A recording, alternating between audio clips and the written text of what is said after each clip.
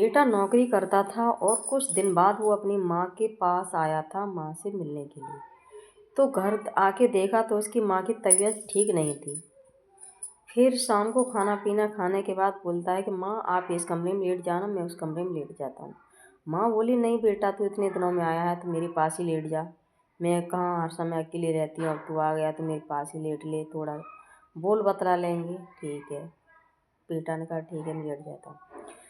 बात करते करते माँ सो गई, बेटा भी सो गया था। फिर कुछ घंटे बाद उसकी माँ को प्यास लगी थी। बोली माँ बेटा मुझे प्यास लगी, थोड़ा पानी दे दे। बेटा उठा पानी लेने गया, पानी ला के दिया, माँ ने पी लिया। उसके माँ के हाथ कपकपाए थे और गिलास छूट गया था, उसका बिस्तर गीला हो गया था।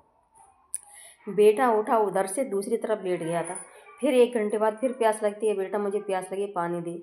फिर उसने पिया, फिर हाथ से छूट गया, फिर गिर गया। फिर बेटा उठा फिर दूसरी तरफ लेट गया। फिर तीसरी बार उसे प्यास लगी कि बेटा मुझे प्यास लगी पानी ला। फिर बेटा ने पानी दिया, फिर वही कि पानी पिया, फिर हाथ से गिलास छूट गया।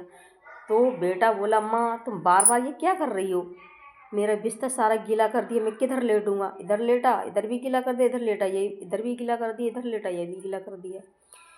तो माँ ने कहा बेटा तेरे लिए तो सिर्फ एक ही रात है, जो तेरे बिस्तर गीला हो गया तो मुझ पर इतना नाराज़ हो रहा है। मैंने तो छोटे से इतना बड़ा किया है, जबकि मैं गीले में लेटी थी और तुझे सूखे में लेटा के मैंने इतना पाल पोस के बड़ा किया कि काबिल बना दिया।